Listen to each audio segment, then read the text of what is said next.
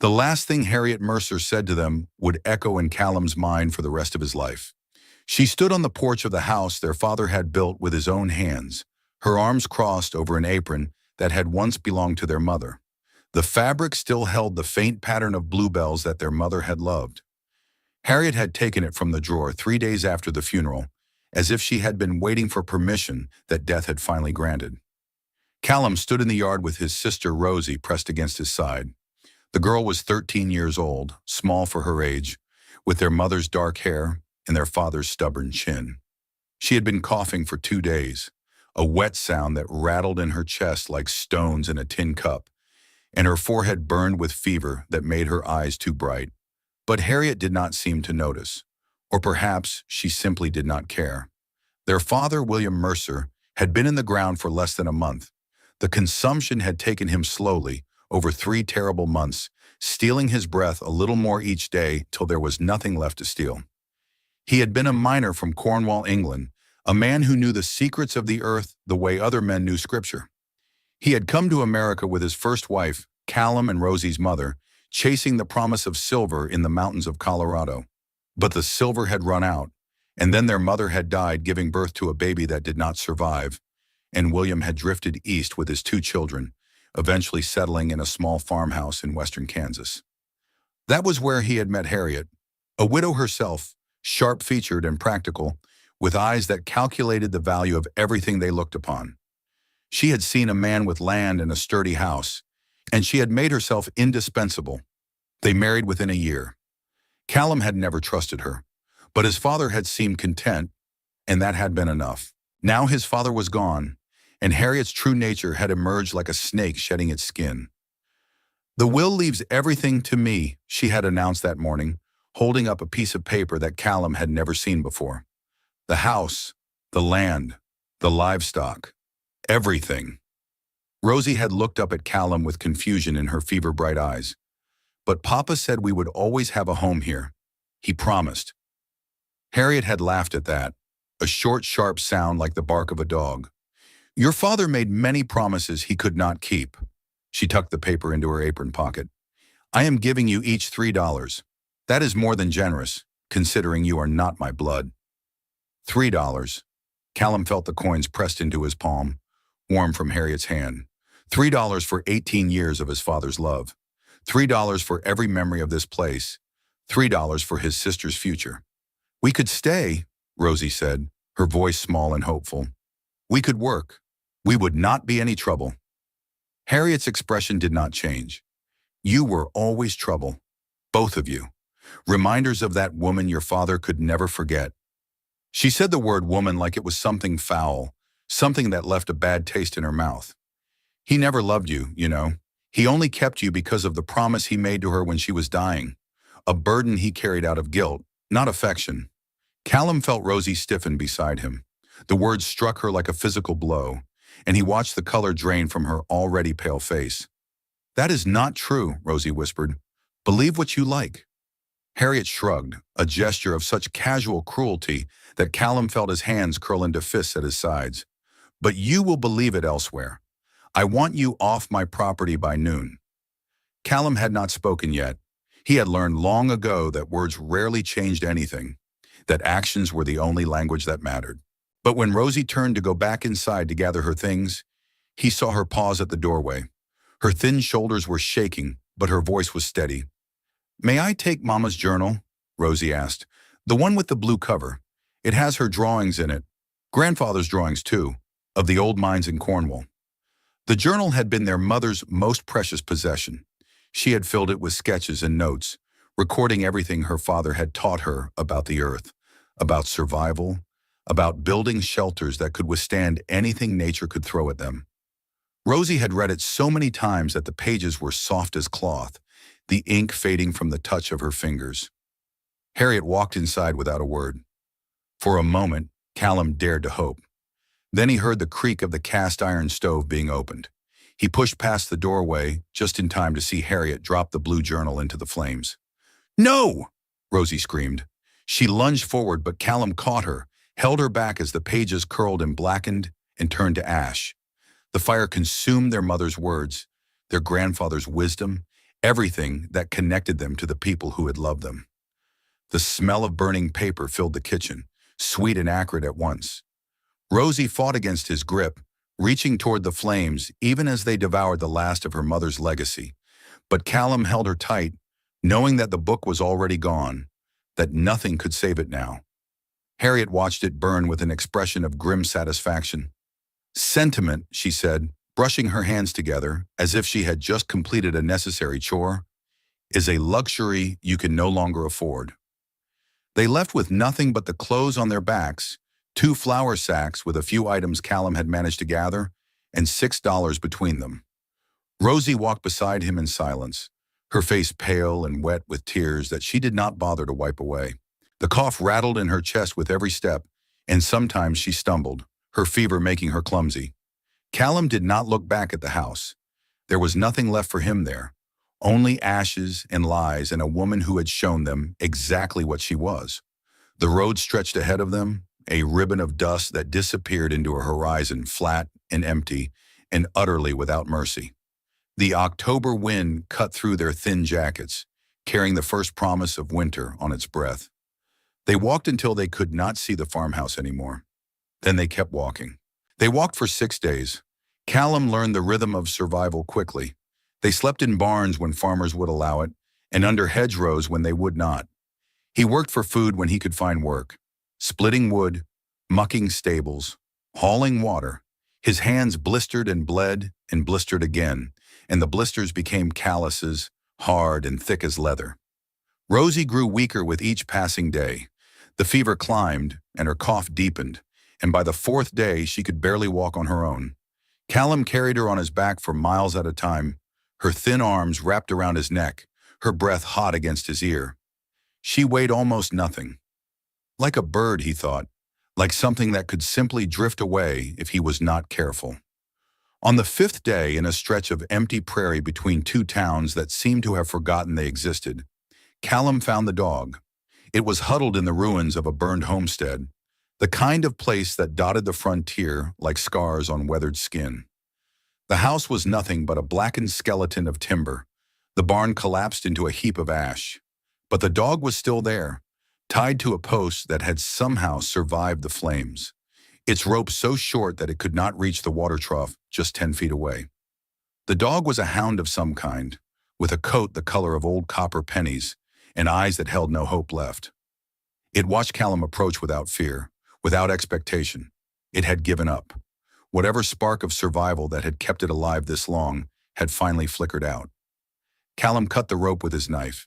He carried water from the trough in his cupped hands, trip after trip, and the dog drank desperately, its tongue rough against his palms. When it had drunk its fill, it looked up at him with something new in those defeated eyes. Not hope exactly, but something close. "We do not have enough food for ourselves," Callum said to the dog, his voice hoarse from disuse.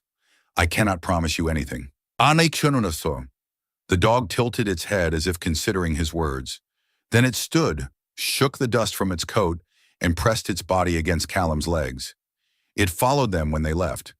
It walked beside Callum without being asked, matching his pace exactly, and when Rosie reached down from her perch on his back to touch its head, it leaned into her hand and made a sound that was almost like a sigh of contentment. "Copper," Rosie said, her voice weak but certain. "His name is Copper, because of his coat." Callum did not argue. They had lost so much. If naming a stray dog made his sister smile, even for a moment, that was enough. They reached the town of Hollow Creek, Wyoming, on a gray afternoon in late October. The sky was the color of old pewter, heavy with clouds that promised snow, but had not yet delivered. The wind came down from the mountains in sharp gusts that cut through their thin clothing like knives made of ice.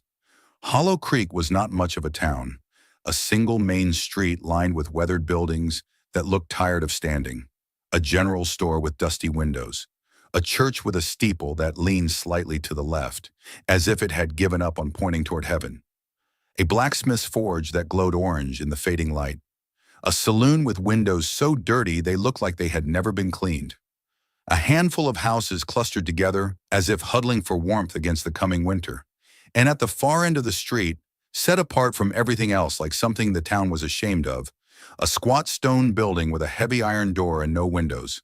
The old jail. Callum barely noticed it at first. He was too focused on finding shelter, on getting Rosie out of the cold. Her fever had climbed again during the day, and her cough had taken on a wet, rattling quality that frightened him more than he wanted to admit. But every door he knocked on remained closed.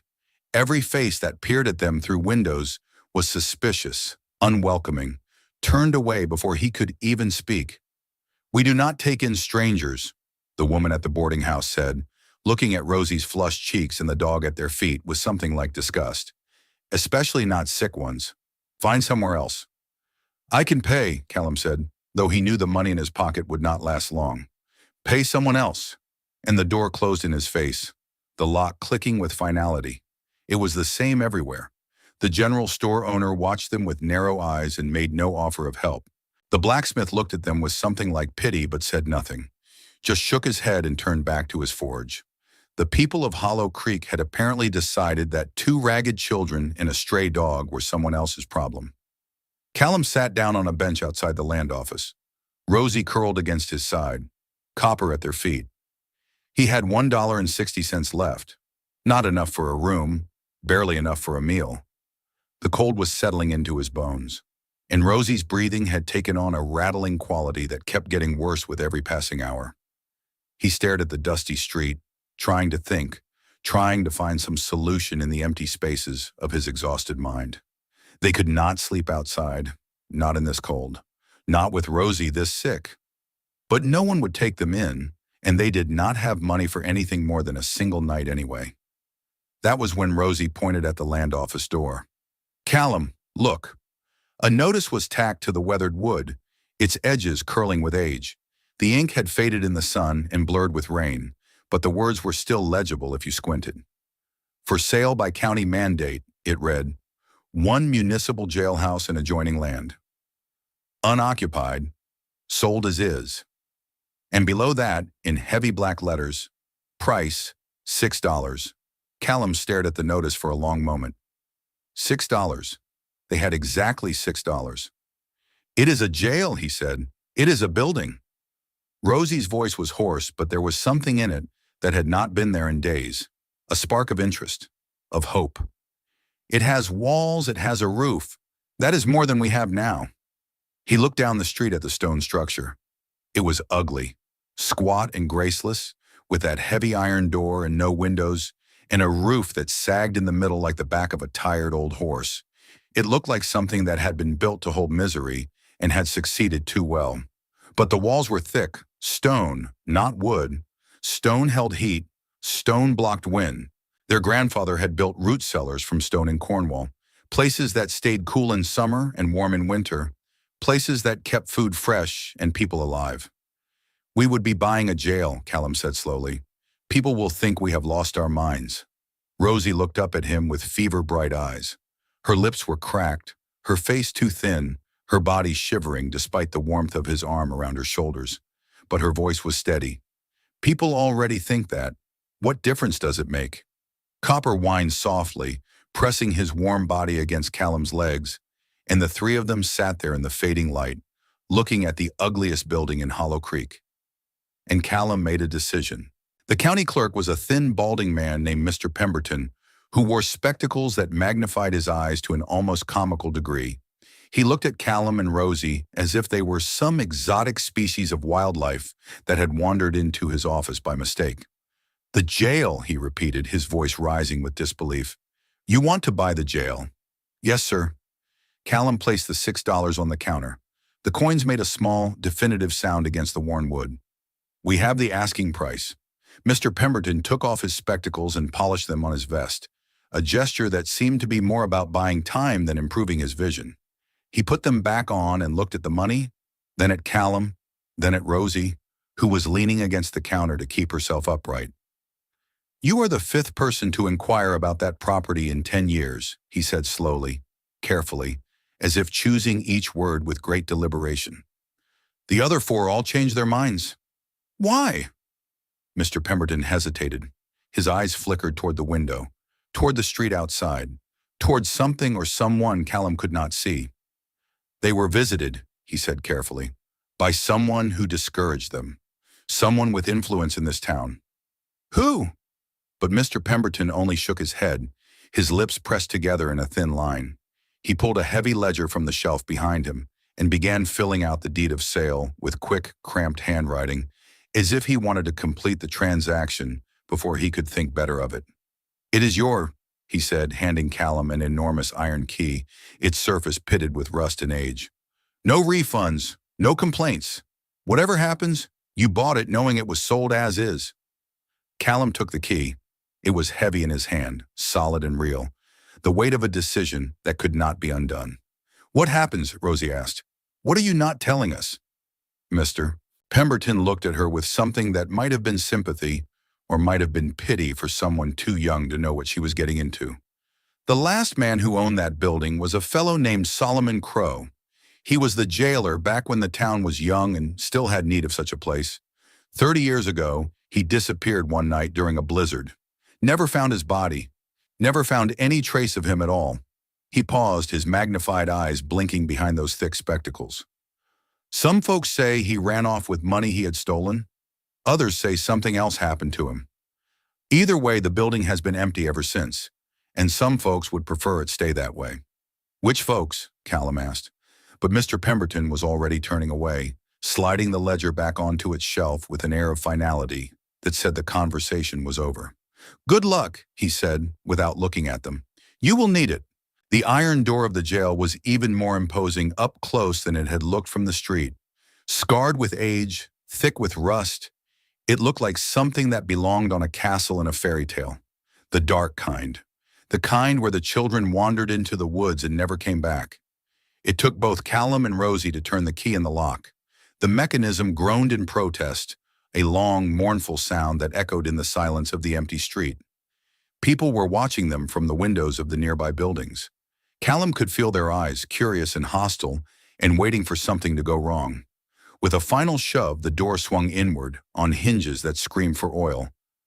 Darkness, cold, the smell of dust and damp stone, and something else, something older, like memories left too long in a closed room. The air that rushed out to meet them was colder than the air outside, as if the building had been storing winter in its bones for 30 years. Copper whined and pressed against Callum's legs, his hackles raised, his body trembling. "It is all right, boy," Callum said, though he was not entirely sure that was true.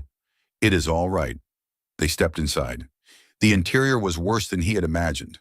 A small front office with a broken desk and a single chair lying on its side, its legs pointing at the ceiling like the limbs of a dead animal. A main corridor with 4 cells, 2 on each side, their iron bar doors standing slightly open, their hinges rusted solid. Everything was covered in a thick layer of grime and cobwebs that hung from the ceiling like gray curtains. Water dripped somewhere in the darkness, a steady rhythmic sound like a heartbeat that had been waiting for them. The cold was intense, deeper than the cold outside.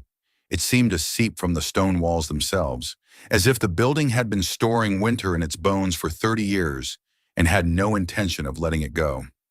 Rosie coughed, a wet and painful sound that echoed in the empty space. Callum made his decision instantly. Whatever this place was, whatever had happened here, they would make it work. They had no other choice. "We will take the front office," he said, his voice louder than he intended in the oppressive silence. "I will get a fire going. You sit down and rest." Rosie sank onto the chair that he righted for her, too exhausted to argue.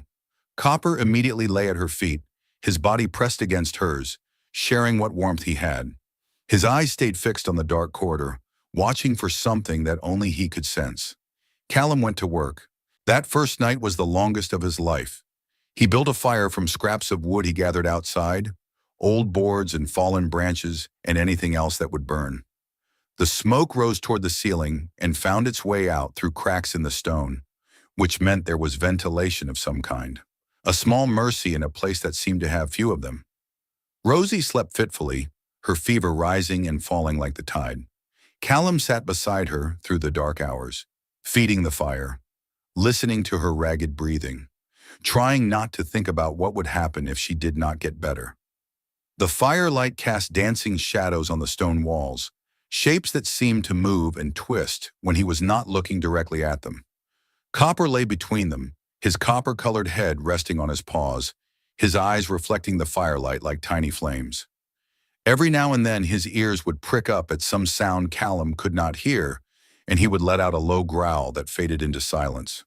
Around midnight, Callum heard it too, a scratching sound, coming from somewhere below them. He held his breath listening. The sound came again, faint but definite, like something scraping against stone, like fingernails on rock. Copper's growl deepened, his lips pulling back to show his teeth. "Probably rats," Callum whispered, more to himself than to the dog. "Old building like this. Has to be rats." But when he pressed his ear to the floor, the sound seemed too deliberate for rats, too rhythmic, too purposeful, like someone trying to dig their way out, or their way in. He did not sleep at all that night. If you were Callum, 18 years old with a sick 13-year-old sister, would you stay in an abandoned jailhouse with strange sounds coming from below? Or would you take your chances back on the road? Think about what you would do and let me know in the comments. The people of Hollow Creek noticed the smoke rising from the old jail's chimney on the second morning. By the third day, they had given Callum and Rosie a name, the Jailhouse Children. It was not said with affection. Reverend Josiah Crane was the first to pay them an official visit. He was a tall, severe man with a voice that had been trained to reach the back pews of a church and a face that seemed to have forgotten how to smile sometime in the distant past. He stood in the doorway of the jail, looking at the two children and their dog with an expression of profound disapproval. "This is not a suitable place for young people," he announced, his words ringing off the stone walls like a sermon delivered to an unwilling congregation. "A jail is a place of punishment, of darkness, of sin. You would do better to seek shelter elsewhere." "There is no elsewhere," Callum said quietly. "We tried." "Then perhaps that is God's way of telling you to move on, to seek your fortune in another town with people who might welcome you." Rosie, who had been lying on her pallet near the fire, sat up at that. Her fever had broken during the night, and though she was still weak, the spark was back in her eyes. The spark that Callum had been afraid he would never see again. "God's way," she repeated, her voice steady despite her exhaustion. "Is it also God's way that no one in this town would help us? That they closed their doors while I was sick with fever? Is that the Christian charity you preach about in your church, Reverend?" Josiah Crane's face reddened, a flush that started at his collar and spread upward like a stain. "You are children," he said stiffly. "You do not understand the ways of the world." "We understand enough." Rosie lay back down and closed her eyes. "We understand that we have a roof over our heads now, and walls that keep out the wind. We understand that we bought this place with our own money, money we earned. And we understand that you are standing in our doorway, uninvited, telling us we do not belong." The Reverend opened his mouth to respond, but no words came. He looked at Callum as if expecting the older sibling to apologize for the younger one's impertinence. Callum said nothing. He simply waited. After a long moment, Reverend Crane turned and walked away without another word, his black coat flapping behind him like the wings of an angry crow. The days grew shorter. The nights grew colder. Callum worked from sunrise to sunset, clearing debris, patching holes, making the old jail as habitable as possible. Rosie recovered slowly, her strength returning in small increments like water filling a bucket drop by drop. Copper stayed close to both of them, a silent guardian with eyes that missed nothing. But as October turned to November, Callum began to realize that their situation was more dire than he had thought. The jail was made of stone, which was good for keeping out wind and rain. But stone was also excellent at holding cold. The walls seemed to radiate a chill that no amount of fire could dispel.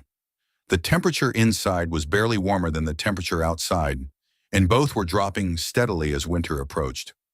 At night, Callum would lie awake listening to Rosie's breathing, watching the white clouds of vapor that formed with every exhale.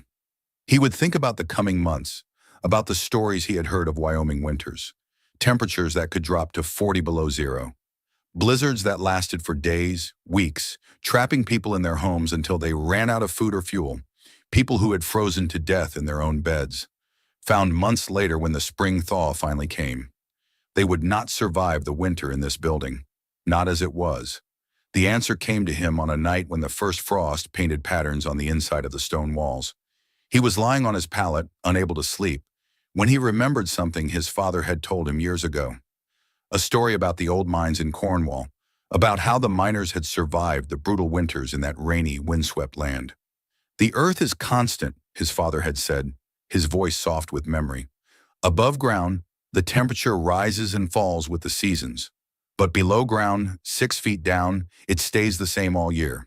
54 degrees. Not warm, not cold, just constant." The old Cornish miners knew this. When the winters were too harsh, they would dig into the hillsides and wait out the storms in chambers carved from the living rock. They called it going to earth, like foxes hiding from the hounds. Callum sat up suddenly, startling Copper awake. The dog lifted his head, ears pricked, ready for danger. 54 degrees, not warm, but not freezing either. A temperature that could be brought up to comfortable with just a small fire, because you would not be fighting against the cold of the outside air. You would be insulated by the earth itself. He looked at the stone floor of the jail, solid, unyielding. But beneath that floor was dirt, and beneath the dirt, at the right depth, was a constant temperature that could save their lives. The next morning he began to dig. Callum started in the back cell, the one with the most damaged floor. Several of the flagstones had already cracked and shifted, making them easier to pry up. He worked with a rusted shovel head he had found in the debris and a sharpened piece of scrap iron, digging into the packed earth beneath the stone.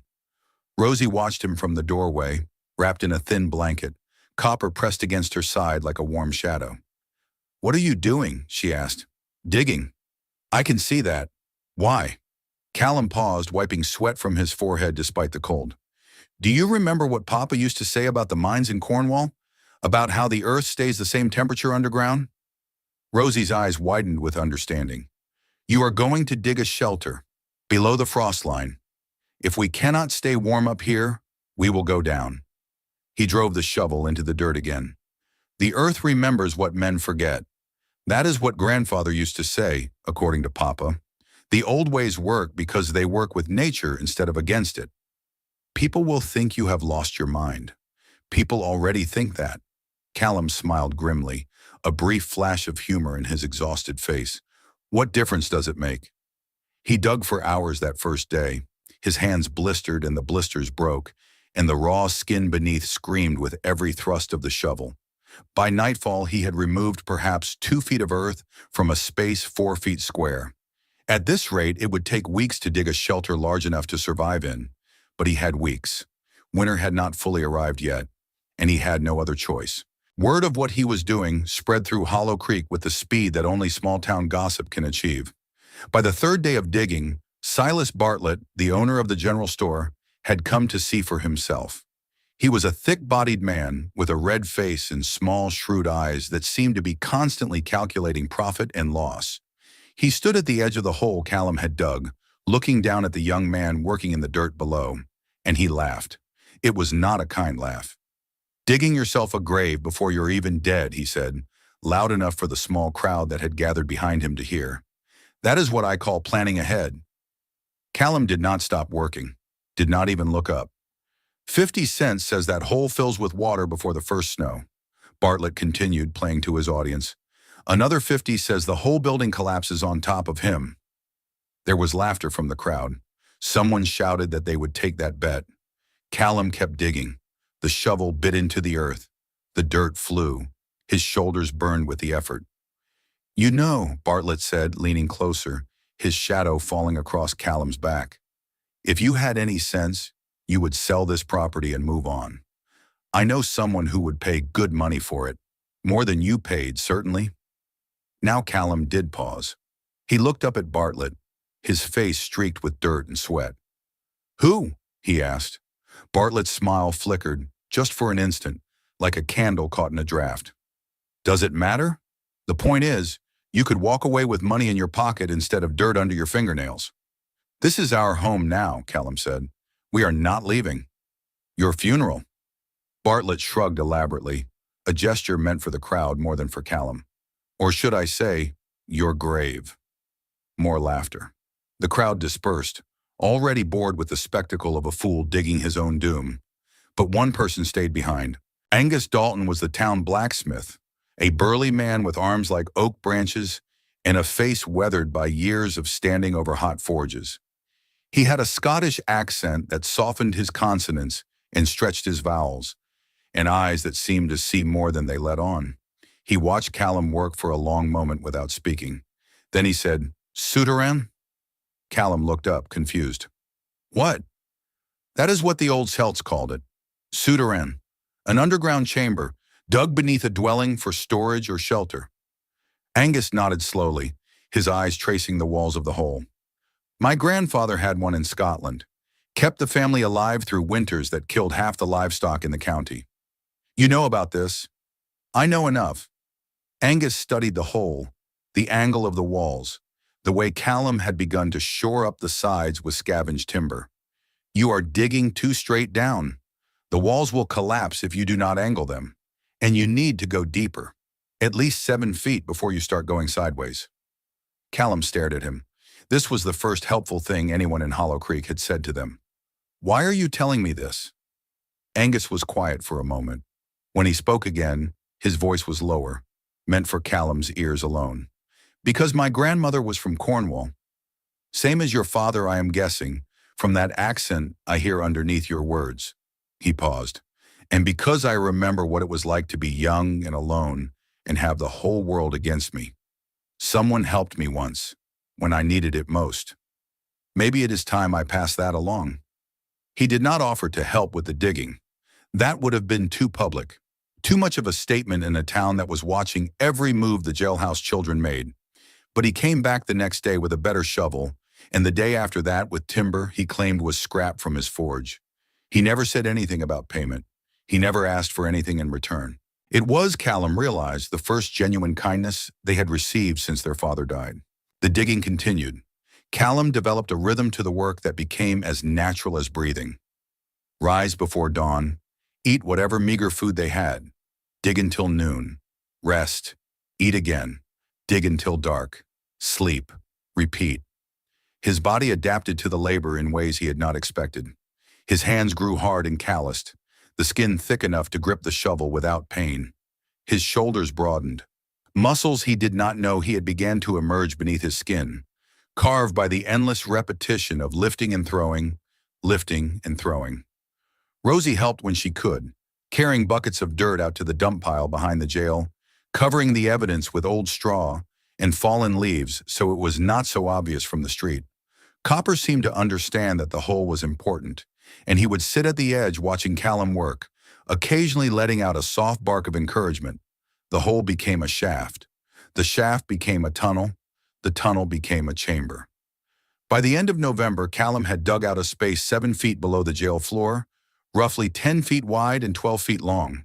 He lined the walls with stones from the river, fitting them together as tightly as he could, filling the gaps with clay mixed with straw. He built a small fireplace against one wall, cutting a narrow flue through the foundation of the jail and up the back of the building, hidden behind a woodpile. The first time he lit a fire in the underground chamber, the smoke rose obediently through the flue and disappeared into the cold November air, and the chamber, which had been chill and damp, began to warm. Rosie came down the ladder he had built and stood in the center of the space, her eyes wide with wonder. "It is warm," she breathed. "Callum, it is actually warm." It was not warm exactly, perhaps 58 degrees with the small fire burning, but compared to the freezing cold of the jail above, it felt like stepping into a different world, like stepping out of winter and into spring. "The earth insulates us," Callum explained, "and the fire does not have to fight against the outside cold, only add a little warmth to what is already here." Rosie walked the perimeter of the chamber, trailing her fingers along the stone walls. "This is amazing. This is like magic." "It is not magic. It is just knowledge. Old knowledge that people have forgotten." He paused, or chosen to ignore. Copper came down the ladder next, moving carefully on the rungs, his claws clicking against the wood. When he reached the bottom, he circled the chamber once, sniffing everything, cataloging the scents of earth and stone and fire. Then he lay down near the fireplace with a contented sigh, his tail thumping once against the earthen floor. "He approves," Rosie said with a smile. Callum allowed himself a small smile in return. It was the first time he had smiled since their father died. The town's disapproval did not diminish as the chamber took shape. If anything, it intensified. Reverend Crane returned, this time with reinforcements. Mrs. Prudence Whitmore, the wealthiest widow in Hollow Creek, accompanied him. She wore black silk that rustled when she moved, and an expression of barely concealed disgust that seemed to be her natural state. "Digging into the earth like an animal," she said, loudly enough for passers-by to hear. "Burrowing like a mole or a rat. It is unnatural, unchristian." "The catacombs of Rome are underground," Rosie said mildly. "So are the caves where the early Christians hid from persecution. Are those unchristian too?" Mrs. Whitmore's face reddened, her carefully composed expression cracking. "Do not quote scripture at me, child. I have been a member of this church for 40 years. I was not quoting scripture. I was quoting history." The widow turned to the Reverend with an expression of outrage that seemed slightly overdone, like a stage performance. "Are you going to let this orphan speak to me this way?" Reverend Crane looked deeply uncomfortable, caught between his duty to a wealthy parishioner and the undeniable truth of what Rosie had said. "The child has a point," he admitted reluctantly. "The early church did meet in underground spaces." "That is not the point." Mrs. Whitmore stamped her foot like a petulant child, the gesture oddly unbecoming for a woman of her age and station. "The point is that these two are an embarrassment to the entire town, living in a jail, digging holes in the ground like savages. People are talking." "People have been talking since we arrived," Callum said quietly. "They talked when we asked for help and were turned away. They talked when we bought this building with our own money. They talked when I started digging. The talking does not seem to stop, no matter what we do." He picked up his shovel and turned back to his work. "Perhaps," he said without looking at them, "you should find something else to talk about." It was Rosie who made the discovery.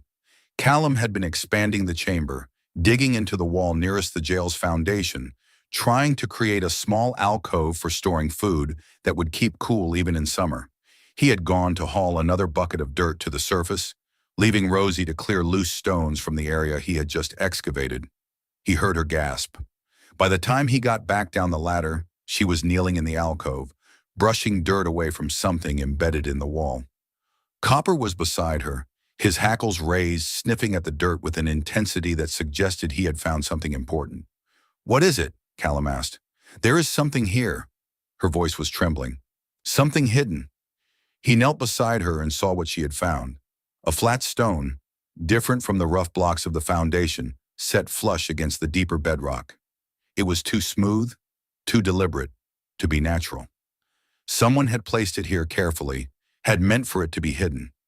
Together they worked their fingers around its edges. It was loose. Someone had placed it here, had meant for it to be removable. With a grunt of effort, Callum pulled the stone free.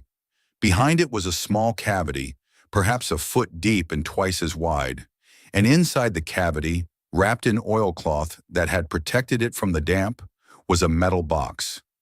Copper sniffed at the box once, then backed away with a low whine. His hackles rose higher, and he pressed himself against Rosie's legs, trembling. Whatever was in that box, Copper did not trust it. The box was heavy, perhaps 2 pounds, made of dark iron, with a simple but sturdy lock. And carved into the lid in letters that had been scratched deep into the metal by a determined hand were the words SC 1848, "Truth buried is truth preserved." Callum and Rosie stared at each other in the dim light of the underground chamber. SC Solomon Crow, the jailer who had disappeared 30 years ago. "He hid something," Rosie whispered. "Before he vanished, he hid something here, and he wanted someone to find it." They tried to open the box, but the lock was solid and they had no key. They tried prying it open with tools, but the iron was too thick. They even dropped it from the top of the ladder, hoping the impact would break the mechanism, but the box bounced off the dirt floor without so much as a dent. Whatever secrets Solomon Crow had buried, he had meant for them to stay buried until the right person came along. Unless someone knew how to find them, who? The answer came from an unexpected source. Nettie Dalton, Angus's wife, had hired Rosie to help with mending and housework, paying her in food and warm clothing rather than money. It was an arrangement that suited both parties. Nettie got help with her chores, and Rosie got fed and learned skills that would serve her well in the years to come. One afternoon, while Rosie was helping her sort buttons from a collection that had accumulated over decades, Nettie brought out a small wooden chest. "These were my mother-in-law's things," she said, her voice soft with memory. "She passed 5 years ago, but I never had the heart to go through them. Would you help me?" The chest contained the usual assortment of keepsakes, letters tied with ribbon that had faded from red to pink, a locket with a faded photograph of a young man in a soldier's uniform, a small Bible with a pressed flower marking a particular verse about hope in times of darkness, and between the pages of the Bible, a piece of paper that made Rosie's heart stop. It was a map, hand-drawn in ink that had faded to brown, showing the layout of Hollow Creek as it had been decades ago, with the jail prominently marked. And beneath the jail, in careful letters, an X with 2 words written beside it. "Evidence here." "Mrs. Dalton," Rosie said carefully, keeping her voice steady despite the pounding of her heart, "where did your mother-in-law get this?" Nettie looked at the map and frowned. "I do not know. She never mentioned it to me." She paused, thinking, her fingers tracing the edge of the yellowed paper. "But I remember she was friendly with the old jailer, Mr. Crow, before he disappeared. She used to bring him meals sometimes when his wife was poorly. She always said he was a good man, trying to do the right thing in a town that did not want to hear it." That night, Rosie showed the map to Callum. "Evidence," she said. "Solomon Crow hid evidence of something. Something important enough to carve into a metal box and bury under his jail. Evidence of what? I do not know, but I think I know someone who might." Old Ezra Finch was the oldest man in Hollow Creek. He claimed to be 78 years old, though some people said he had been claiming that for at least a decade, and his birth certificate, if one existed, had been lost to time. He lived in a small cabin at the edge of town, surrounded by the accumulated detritus of a long life, and he spent most of his time sitting on his porch, watching the world go by and commenting on everything he saw. He watched Rosie approach with rheumy eyes that still held a spark of intelligence, eyes that had seen more of the world's darkness and light than most people would see in 3 lifetimes.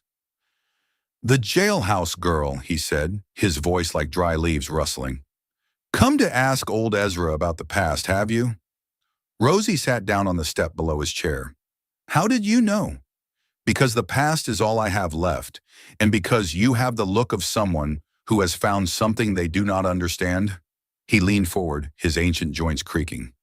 "What did you find?" Rosie told him. About the box, about the map, about the words carved into the lid. Old Ezra was quiet for a long time. His gnarled hands gripped the arms of his chair, and his jaw worked as if he was chewing on words he was not sure he should say. The silence stretched between them, heavy with secrets that had been kept for 30 years. Finally he spoke. "Solomon Crow was a good man, better than this town deserved." His voice was rough with old emotion.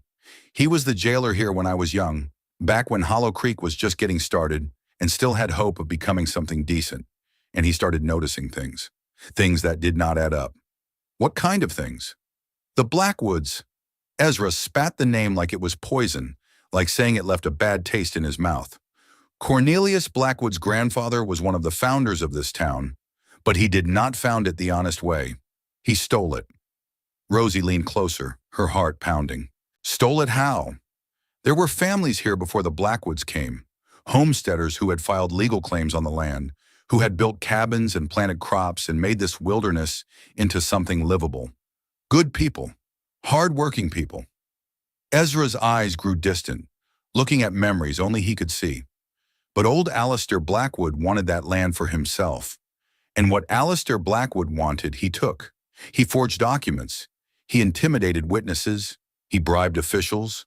And when intimidation and bribery did not work, he paused, his voice dropping to a whisper. People started disappearing.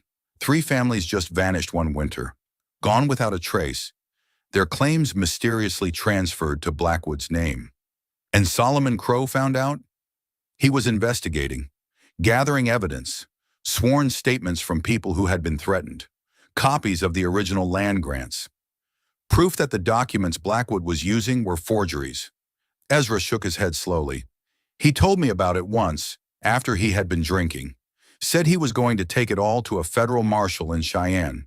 Said he was going to bring the whole rotten house down. But he disappeared. During a blizzard, the worst one anyone could remember.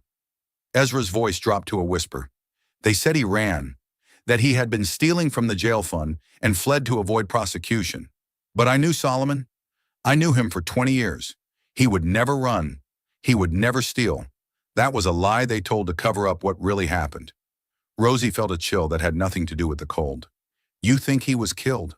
I think Alistair Blackwood knew what Solomon was doing. I think he found out about the evidence. And I think he made sure Solomon never got the chance to use it. Ezra reached out and gripped Rosie's arm with surprising strength, his bony fingers digging into her flesh. The evidence Solomon gathered, is that what you found? Is it still there?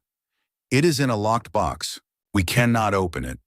Ezra released her arm and sank back in his chair. His eyes were bright with something that might have been hope or might have been fear. Then it has been waiting, he said. All these years it has been waiting for someone to find it and finish what Solomon started. He reached into the pocket of his worn coat and pulled out a folded piece of paper, yellowed with age. My wife kept this. She never told me why, and I never asked. I found it after she passed, tucked into her Bible like a prayer. He handed it to Rosie. Maybe it will help. It was another piece of the map, the other half torn from the same page, and on it was a small drawing of a key with words written beside it in a different hand. Heat and cold break what force cannot. Callum and Rosie now have evidence that could bring down the most powerful family in town, but they cannot open the box that contains it. What do you think heat and cold break what force cannot means? Share your guess in the comments and let us see if you are right. They tried everything. For 3 days, Callum and Rosie worked on the iron box, following the cryptic hint on the map. They heated it in the fire until the metal glowed red. They plunged it into buckets of snow until frost formed on its surface. They repeated the process over and over, hoping that the extreme temperature changes would weaken the lock. But the box remained sealed. Copper watched their efforts with anxious eyes, whining every time they put the box in the fire, relaxing slightly each time they pulled it out. Whatever instinct had made him distrust the box from the beginning had not faded. On the 4th night, as snow began to fall outside and the wind picked up with the promise of the season's first real storm, Callum sat staring at the box in frustration. His hands were burned from handling hot metal, his arms ached from the repetitive work, and they were no closer to opening it than they had been when they started. Maybe we are doing it wrong, Rosie said quietly. She was wrapped in a blanket, sitting near the fire in their underground chamber. Copper's head rested in her lap, his eyes half closed. Maybe it is not about breaking the box. Maybe it is about breaking the lock. Callum looked at her. What do you mean? Papa used to talk about how metal changes when you heat it and cool it quickly, how the different parts expand and contract at different rates. She stroked Copper's ears absently. The lock is made of different pieces, pins and springs and things. What if heating and cooling is not supposed to break them, but make them move? Make them shift just enough that the lock opens on its own? Callum stared at the box, at the lock with its simple keyhole, at the iron that had resisted everything they had done. One more time, he said, but we do it differently. He built the fire up until the coals were white hot. Then, using the iron tongs Angus had given him, he placed the box directly in the center of the flames. He left it there until the metal glowed not red, but orange, almost white at the edges. Then, moving quickly, he snatched it from the fire and plunged it into a bucket of snow that Rosie had packed tight. There was an explosive hiss, a cloud of steam that filled the chamber. Copper barked once, sharp and startled, then pressed himself against Rosie's legs, his whole body trembling. And beneath the steam, a sound, a click, a single, distinct click. Callum lifted the box from the water. The lid, which had been sealed for 30 years, was now slightly open. His hands shaking, he lifted it the rest of the way. Inside, protected by the oilcloth wrapping, were papers, a bundle of them, tied with string that crumbled at his touch. And on top of the bundle, a single folded letter. He handed the letter to Rosie. She read it aloud, her voice trembling. To whoever finds this, my name is Solomon Crow. I have been the jailer of Hollow Creek for 11 years, and in that time I have learned things about this town that cannot be spoken aloud. The man who founded this place, Alistair Blackwood, was a thief and a murderer. He stole the land from 12 families who had legal claims. He forged documents. He bribed officials. And when 3 families refused to leave, he made them disappear. I do not know where their bodies are, but I know they are dead. I have gathered evidence of his crimes. Sworn statements, original documents, a ledger of bribes. It is all here. I intended to take it to the federal marshal in Cheyenne, but I fear I will not live to make that journey. If you are reading this, it means Blackwood has silenced me as he silenced the others. Please do not let him bury the truth. This town was built on a lie, but it can be rebuilt on justice. Solomon Crow, December 1848. Silence filled the chamber. The fire crackled. Copper whined softly. Outside, the wind moaned around the stones of the jail. 30 years. The truth had been buried for 30 years, waiting beneath the jail that Solomon Crow had tended, waiting for someone to dig deep enough to find it. Rosie carefully untied the remaining papers. Sworn statements, as Solomon had said, signed by witnesses who had seen Blackwood's men threatening homesteaders. Copies of the original land grants, showing names that had been erased and replaced. A ledger, in Blackwood's own handwriting, listing payments to county officials and judges. And at the bottom of the stack, a list of 12 names. The families who had been cheated out of their land. One of the names was Dalton. Angus, Callum breathed. His family was one of them. He does not know, Rosie said. I do not think anyone knows. Blackwood buried it all. The evidence, the truth, the memories. But now we have it. We can prove what he did. Not what he did, what his grandfather did. Callum's jaw tightened. Cornelius Blackwood is the one in power now.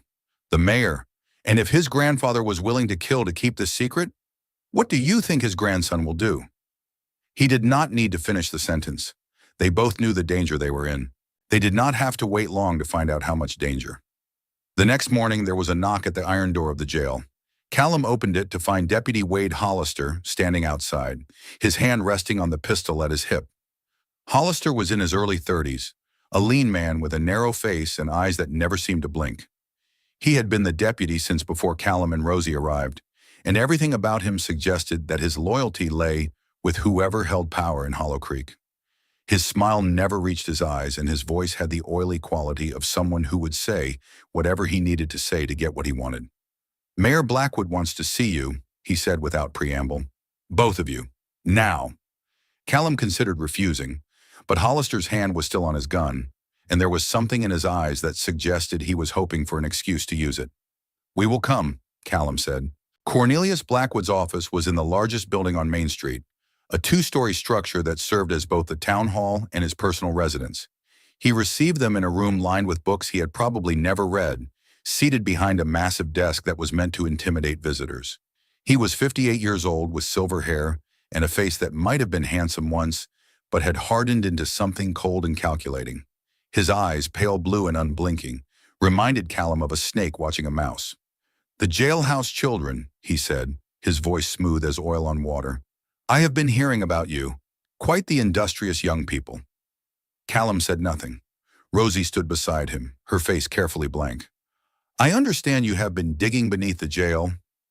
Blackwood leaned back in his chair, creating some kind of shelter. Very creative, very practical. Still, Callum did not speak. I also understand that you have been asking questions around town, about the jail's history, about the previous jailer. Blackwood's eyes narrowed slightly, about things that happened a long time ago.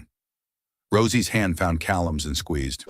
I am a reasonable man, Blackwood continued. I understand that children can be curious, that they sometimes stumble into things they do not understand. So I am going to make you an offer. He reached into his desk and pulled out a leather pouch. He opened it to reveal a stack of coins. More money than Callum had ever seen in one place. $50, Blackwood said. More than enough to start a new life somewhere else. You take this money, you leave Hollow Creek tonight, and we never speak of any of this again. He smiled, but there was no warmth in it. A generous offer, do you not think? Considering I could simply have you arrested for trespassing and theft. Theft of what? Rosie asked quietly. Blackwood's smile flickered. I am sure I could think of something. Shunam, we have not stolen anything, Callum said. We have not trespassed anywhere. We bought that jail legally, and we have every right to be there. Rights, Blackwood's voice hardened. Rights are what I say they are in this town. Do not forget that. He pushed the pouch across the desk. Take the money. Leave. Tonight. Callum looked at the coins. $50. Enough to buy passage somewhere warm, enough to rent a room, to buy food, to start over without having to worry about freezing or starving or being killed by a corrupt mayor. Then he thought about Solomon Crow, about the 12 families who had lost everything, about the truth that had been buried for 30 years, waiting to be brought into the light. No, he said. Blackwood's face went very still. That jail is our home now, Callum continued, his voice steady despite the fear coiling in his stomach. We are not leaving. For a long moment, no one spoke. The only sound was the ticking of a clock on the mantel. Then Blackwood leaned forward, and all pretense of civility fell away from his face like a mask being removed. You are making a mistake, he said, his voice low and dangerous. A mistake you will not live to regret. He snapped his fingers, and Deputy Hollister stepped forward. See them out, and make sure they understand that my patience has limits. That night, Callum and Rosie slept in their underground chamber with the iron door of the jail barricaded from the inside. Copper lay at the top of the ladder, ears pricked for any sound. Around midnight, they heard it. Footsteps, multiple sets of them, moving around the jail, testing the door, tapping on the walls. Then voices, low and muffled. Cannot find the entrance. Must be another way down. Blackwood said search everywhere. Copper growled, a low rumbling sound that Callum quickly silenced with a hand on his muzzle. The footsteps circled the building for what felt like hours. Hands knocked on stone, searching for hollow spots. Tools scraped against the floor above, but they did not find the ladder. They did not find the chamber. The entrance was hidden in the back cell, the flagstone so perfectly fitted that it looked like part of the floor. Unless you knew exactly where to look, you would never find it. By dawn, the searchers were gone, but Callum knew they would be back. December arrived with a cold that seemed personal, as if winter itself had decided to punish Wyoming for some unknown sin. The temperature dropped steadily from freezing to 10 degrees to 0, and then kept dropping.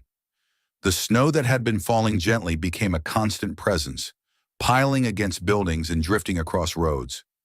Callum watched the sky with growing anxiety. The clouds were building in the west, great gray masses that swallowed the mountains and kept creeping closer. Old Ezra had warned him about this kind of sky. I have seen it before, the old man had said. In 56, that sky means something bad is coming, something that wants to kill. They prepared as best they could. Callum hauled water and cut wood. Rosie organized their food supplies, counting and recounting to make sure they had enough. They reinforced the chamber walls, checked the flue, made sure the fire would burn clean and steady. And they hid the evidence box behind a false wall of stones, sealing it away where no one would find it. After the storm, Callum said, we will decide what to do with it after the storm. Rosie nodded, but they both knew the decision had already been made. The truth would come out. It was only a question of when and how. The blizzard arrived on December 23rd. It started quietly, almost gently. Light snow falling in the early morning, the kind that makes the world look clean and new. But by noon, the wind had picked up. By evening, it was a howl that drowned out all other sounds. Callum had never experienced anything like it. The wind was a physical presence, slamming against the stone walls of the jail with a force that seemed impossible. The snow did not fall so much as fly, driven horizontally by gusts that screamed through every crack and crevice. Within hours, the temperature had plummeted to 30 below zero, then 40 below, then lower still. From their underground chamber, they could hear the storm raging above them like a living thing. The timber that Callum had used to shore up the ceiling creaked and groaned. Snow filtered down through gaps he had not known existed, melting in the warmth of the fire to form small puddles that quickly turned to ice at the edges of the room. But the center held. The chamber stayed warm. The fire burned steady. Copper lay beside the fire, his copper-colored coat gleaming in the light, his ears twitching at every sound from above. And above them, the town of Hollow Creek began to die. They heard the first crash on the second night of the storm. It was a sound like thunder, but deeper, more resonant. Wood splintering, stone crumbling, the unmistakable sound of a building giving up its fight against the relentless assault of wind and snow. "The general store," Rosie whispered. "Mr. Bartlett's store." Callum said nothing. He listened to the wind, to the screams that might have been human or might have been nothing more than the storm playing tricks. On the fifth night, the scratching came again. But this time it was not from below. It was from above. Callum climbed the ladder silently, pressing his ear to the underside of the flagstone. He could hear footsteps in the jail above. Heavy boots, more than one set, and a voice he recognized. Deputy Hollister. "They are down here somewhere. Blackwood said the entrance is hidden in one of the cells." Another voice, muffled by the stone. "We have been searching for an hour. There is nothing. Keep looking. The mayor wants that box. Whatever is in it, it is worth more than your life or mine." Callum held his breath. Below him, Rosie had her hand over Copper's muzzle, keeping him silent. The footsteps moved closer, directly above the flagstone. "Wait!" Hollister's voice was sharp. "This stone! It is different from the others." Callum's heart stopped. A scraping sound, metal against stone. They were trying to pry up the entrance. "It is sealed tight. Get the crowbar." More footsteps, then the sound of iron being wedged into the gap between stones. "Open up!" Hollister shouted, his voice echoing in the empty jail above. "We know you are down there. Blackwood is prepared to be generous if you cooperate. But if you make us come down there—" He did not finish the threat. He did not need to. The crowbar scraped and groaned. The flagstone shifted just slightly. Then another sound. A crack. A curse. "The crowbar broke. This stone is too heavy. Then we will get more men. We will get a wagon jack. We will— In this storm, we will freeze before we get halfway to the forge." Silence. Then Hollister's voice again, closer now, as if he had pressed his face to the crack between stones. "Listen to me, boy. I know you can hear me. Blackwood knows about Solomon Crow. He knows about the box. He has known for 30 years. His grandfather told him where it was hidden, but not how to get to it." A pause. "You think you are safe down there? You think that hole will protect you? When this storm ends, we will come back, with more men, with tools, and we will dig you out like the rats you are." His footsteps retreated. The iron door of the jail clanged open, then shut. And then there was only the howling of the wind and the pounding of Callum's heart. "He will come back," Rosie whispered from below. "I know. What do we do?" Callum climbed back down the ladder and looked at his sister's pale face in the firelight, at Copper, who was trembling against her legs, at the walls of the chamber they had built together, this miracle of earth and stone that had kept them alive. "We survive," he said, "and then we make sure the truth comes out. All of it." On the sixth day, there was pounding on the iron door of the jail. It was different from before. Not the careful searching of Hollister and his men, but something desperate, frantic, human hands beating against iron, pleading to be let in. Callum climbed the ladder and pushed aside the flagstone that concealed their refuge. The jail above was freezing, ice forming on the inside of the stone walls. The pounding continued, desperate and rhythmic. Callum unbarricaded the door and pulled it open. Angus Dalton stood there, his wife Nettie in his arms. She was barely conscious, her lips blue with cold, her body shaking so badly that Angus could barely hold her. Behind them, barely visible in the whiteout conditions, were others. Silas Bartlett, with his wife and 3 small children. Reverend Crane, his face gray with frostbite. Mrs. Whitmore, wrapped in furs that were already frozen stiff. And behind them all, stumbling through the snow, his fine clothes torn and his face twisted with fear, was Cornelius Blackwood. Callum stared at them all, at the people who had mocked him, who had called him a fool, who had threatened him, bribed him, tried to run him out of town. They looked at him now with desperate eyes, with hope, with the knowledge that he held their lives in his hands. For a long moment, he did not move. Then Rosie's voice came from behind him, quiet but firm. "Let them in." Callum stepped aside. Callum could have turned them away. They had done nothing but ridicule and threaten him since he arrived. Would you have let them in, or would you have left them to face the consequences of their own choices? Tell me what you would have done. They descended into the chamber one by one. Angus came first, carrying Nettie down the ladder with the gentleness of a man who knew he might lose her. She was shivering uncontrollably, her body fighting against the cold that had already sunk deep into her bones. Then came the Bartletts. Silas climbed down in silence, his face a mask of shock. His wife, Agnes, handed their children down one at a time. A boy of 10, a girl of 8, and Emma, the youngest, only 7 years old, who had not spoken a word since they left their collapsed house. Reverend Crane required help. His hands were too frost-bitten to grip the ladder, and Callum had to guide his feet to each rung. The Reverend's lips moved constantly, but whether in prayer or delirium, Callum could not tell. Mrs. Whitmore refused to be helped. She climbed down on her own, her dignity intact even as her teeth chattered so hard they could be heard across the chamber. Others followed, 29 people in all, streaming through the blizzard from destroyed or failing homes, drawn by the rumor that the jailhouse children had built something that could withstand the storm. By the time the last of them descended, the chamber was packed so tightly that there was barely room to move. And then there was Blackwood. He appeared at the top of the ladder like a ghost, his face gray with cold, his fine clothes torn and soaked. In his shaking hand, he held a pistol. "Nobody move," he said, though his voice cracked and his hand trembled so badly the gun wavered in the air. The people in the chamber froze. Children whimpered. Mrs. Whitmore let out a small cry. "You!" Blackwood pointed the gun at Callum. "You have something that belongs to me. Give it to me, and I will let everyone live." Callum did not move, did not speak. "I said give it to me." Blackwood's voice rose to a shriek. "The box! Solomon Crow's evidence! I know you found it. I know it is down here somewhere." Angus Dalton stepped forward, putting himself between the gun and Callum. "Shoot me," he said quietly. "Go ahead. Shoot me in front of 30 witnesses. See how far you get after that." Blackwood's hand shook harder. His eyes darted around the chamber, seeing all the faces watching him, the people he had controlled for years, the people who were looking at him now not with respect, but with fear and something else, disgust. The gun wavered, dropped.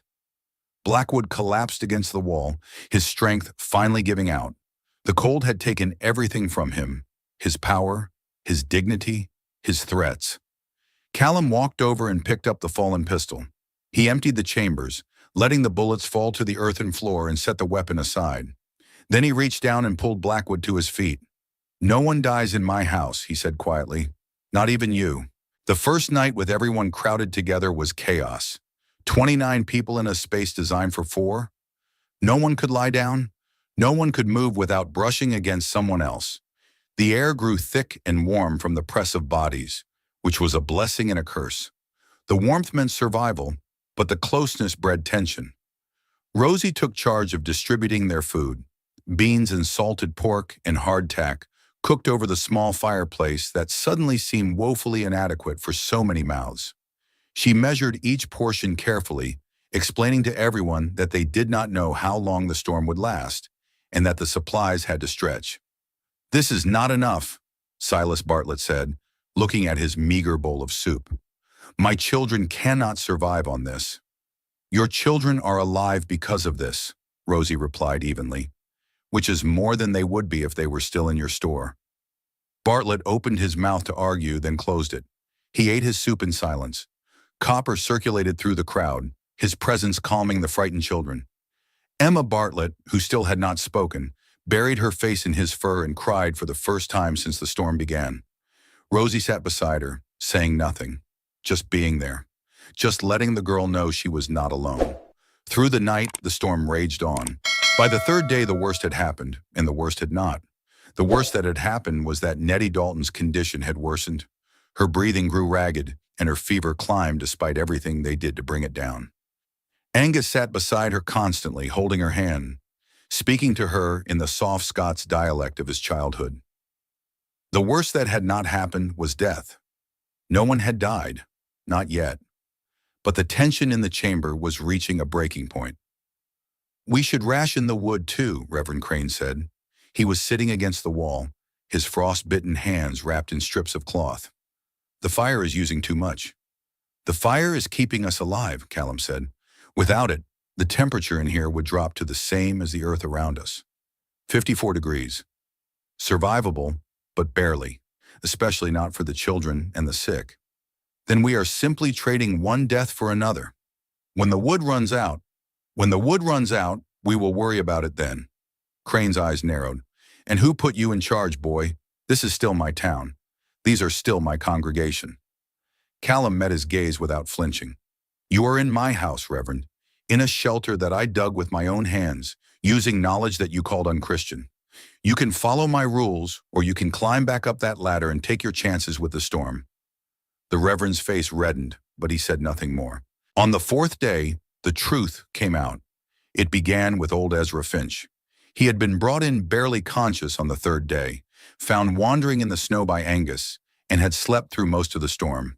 But now he was awake, sitting against the wall, his ancient eyes fixed on Blackwood with an intensity that belied his age.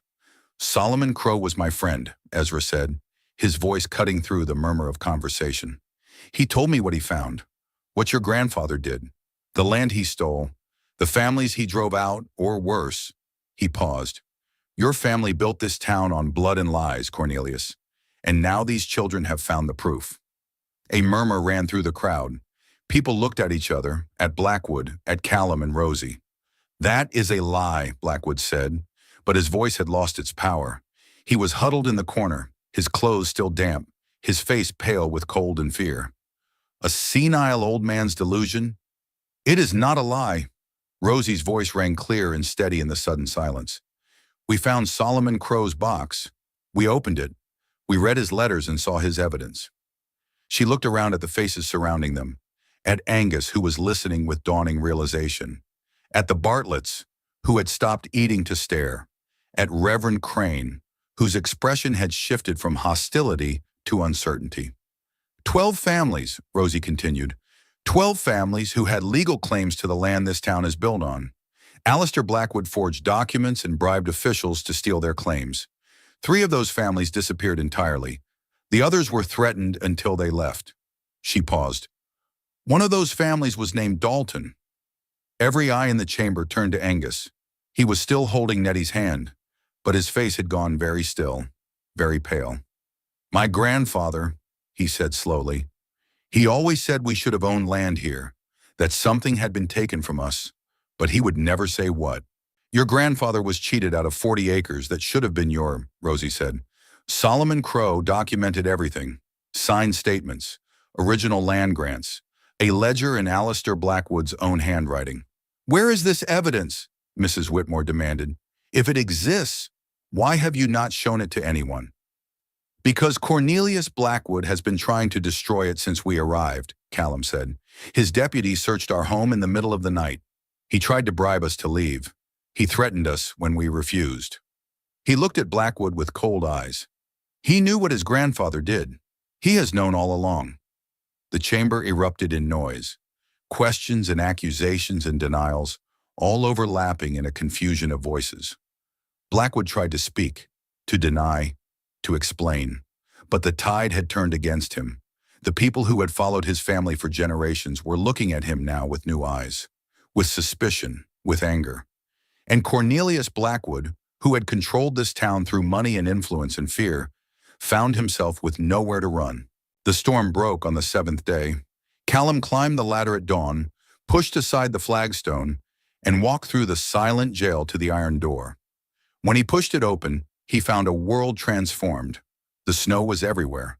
4 feet deep in the sheltered places, drifted into mountains against buildings that had survived, hiding the rubble of those that had not. The sky was a clear, aching blue, and the sun blazed down with a brilliance that made the snow sparkle like diamonds scattered across the earth. But the brightness was deceptive. The cold still had teeth.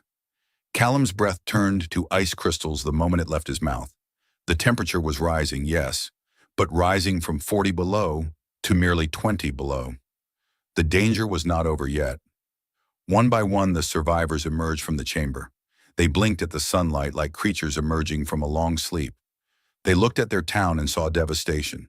The general store had collapsed entirely, its roof buckled under the weight of snow, its walls blown outward by the wind. The church steeple had snapped off and lay like a fallen giant in the street. Half the houses on Main Street were damaged beyond repair. But the jail stood. Its stone walls were intact. Its iron door hung on its hinges. The structure that everyone had mocked was the only building in Hollow Creek that had come through the storm unscathed. Deputy Hollister was not among the survivors. They learned the truth in April, when the snow finally melted enough to reveal what had been hidden beneath. Wade Hollister had tried to reach Blackwood's house when the mayor's roof began to collapse. He had been carrying something, a crowbar perhaps, or a wagon jack, tools to break into a hidden chamber and steal evidence that had been buried for 30 years. He had made it 200 feet from Main Street before the cold took him. They found him frozen solid, his face turned toward the jail, his hands still reaching for something he would never touch.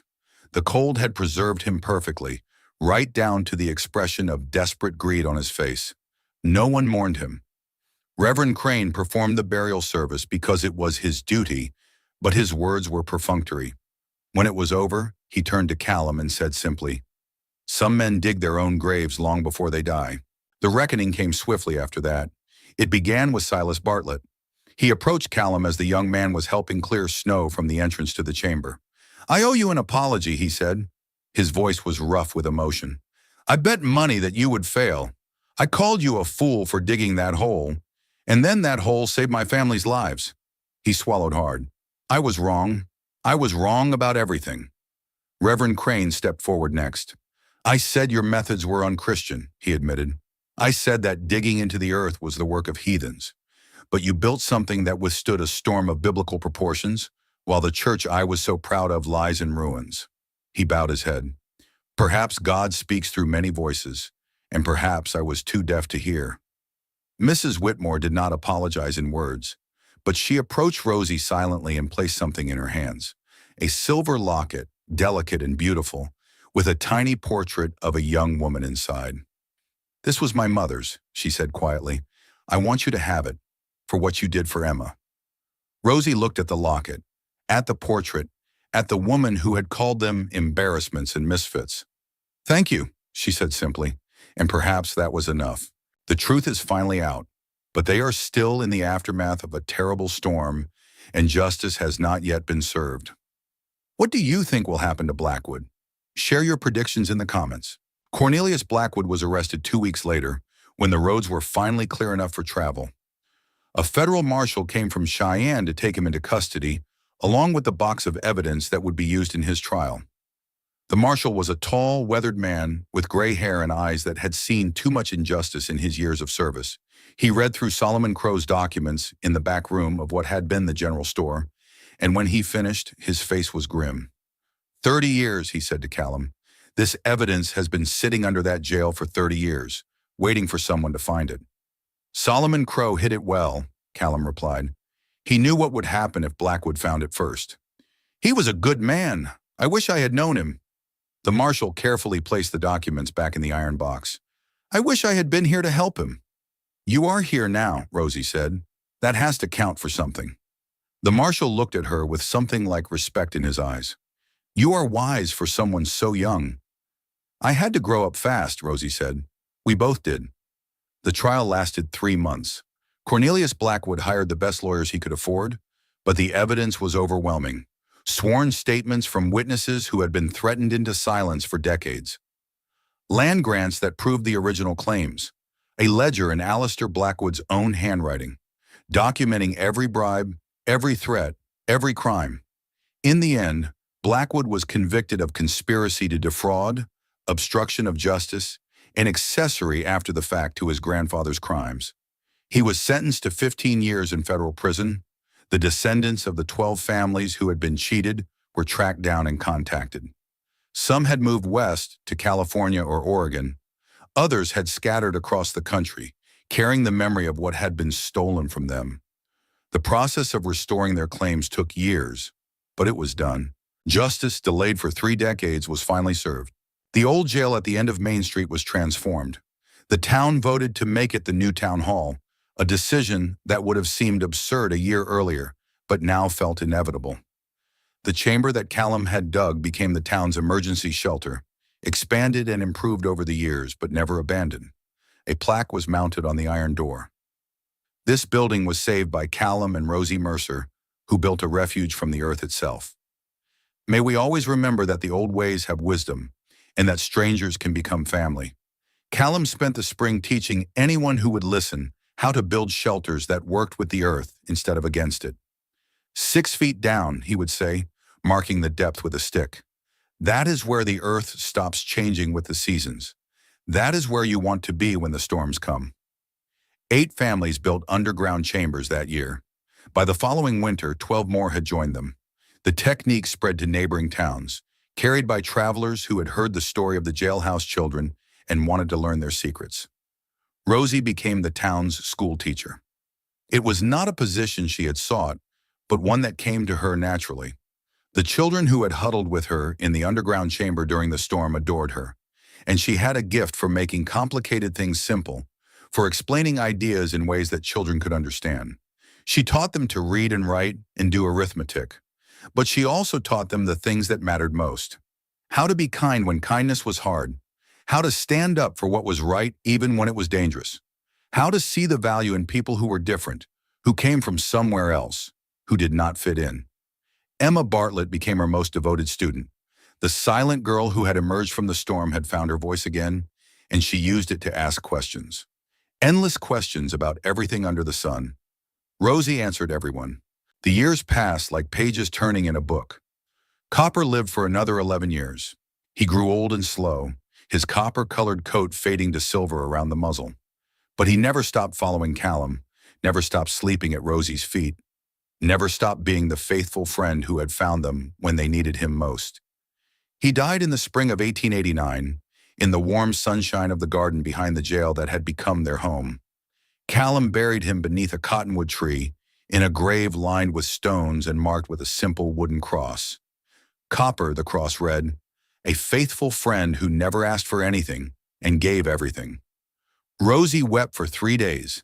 Callum did not weep, but for weeks afterward, he would catch himself turning to speak to a dog who was no longer there, reaching down to pat a head that had gone. The absence was a wound that never quite healed. Callum married Sarah Dalton, Angus's daughter, in the summer of 1895. She was a practical woman with her father's strong hands and her mother's gentle heart, and she loved Callum with a fierceness that sometimes took his breath away. They had 4 children, 3 boys and a girl. The boys learned to dig and build and work with their hands. The girl learned to read and question and never accept the easy answer. All of them grew up with the story of the blizzard, of the chamber, of the 2 orphans who had saved a town that had not wanted them.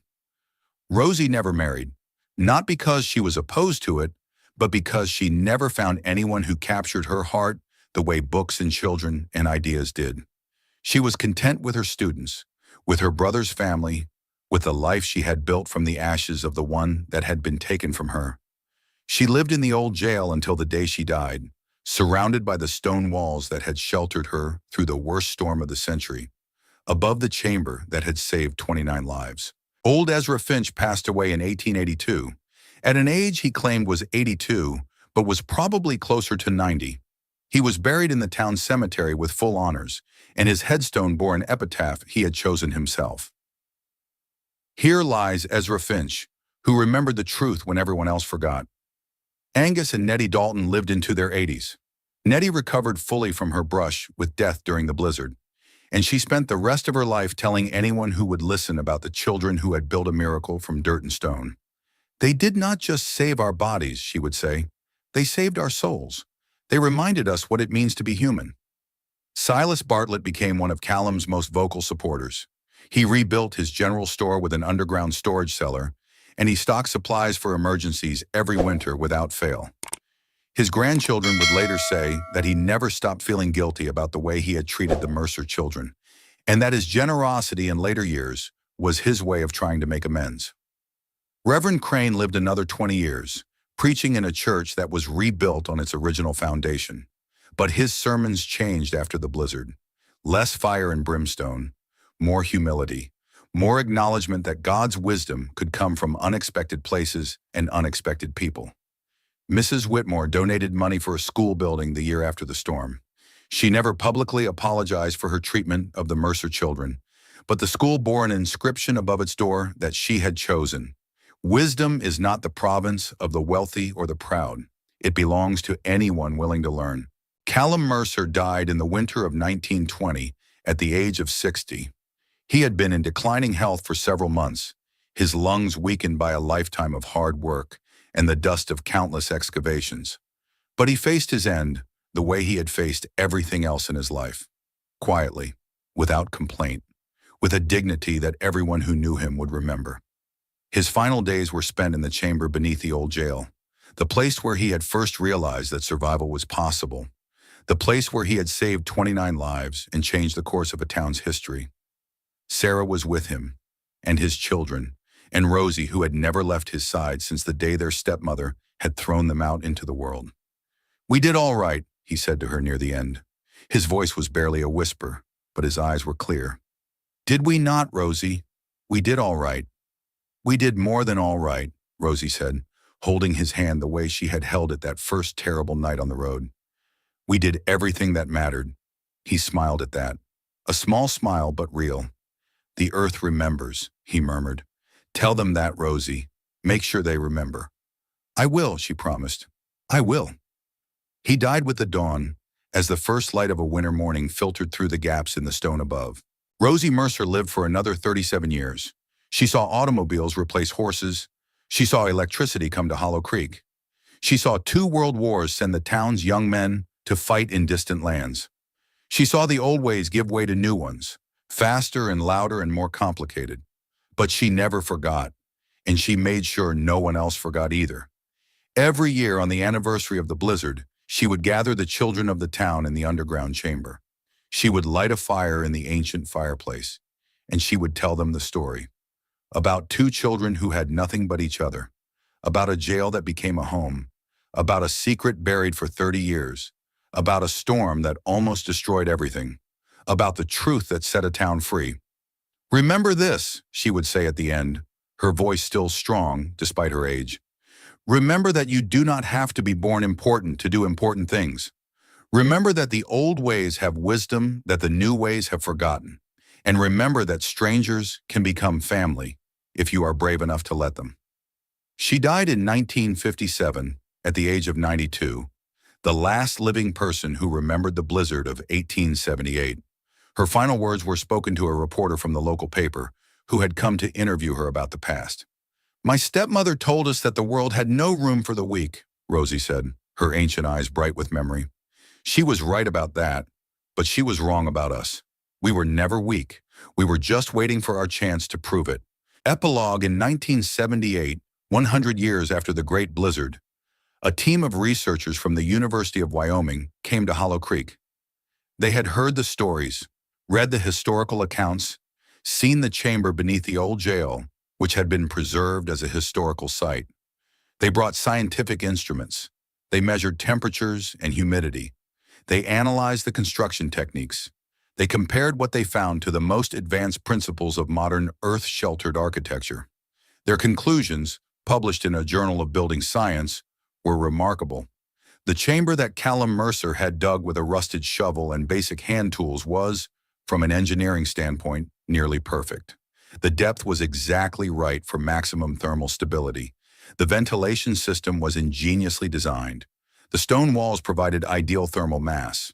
"This structure," the lead researcher wrote, "embodies principles that we are only now beginning to understand and apply in modern green architecture." An 18-year-old immigrant with no formal education built something that professional engineers today would be proud of. The report went on to note that similar techniques were being used in the most advanced passive solar homes of the 1970s, that the principles Callum had learned from his father, who had learned them from his father, who had learned them in the ancient tin mines of Cornwall, were the same principles now being taught in universities. The earth remembers what men forget, but sometimes men remember too. The old jail still stands in Hollow Creek, Wyoming. Its stone walls have weathered more than a century of storms. Its iron door still hangs on its hinges, though it opens now onto a small museum dedicated to the town's history. Visitors can descend the original ladder into the chamber below, walk where Callum walked, touch the stones he placed with his own hands. A portrait hangs on the wall of the main room, two figures painted from a photograph taken in 1895. A young man with calloused hands and quiet eyes, a young woman with dark hair and a stubborn chin. Between them, a copper-colored dog with ears pricked forward, forever alert, forever faithful. Below the portrait, a plaque bears words that Rosie dictated shortly before her death. We came to this place with nothing but each other. We were called fools and outcasts. We were told we did not belong, but we built something that mattered. We found truth that others had buried.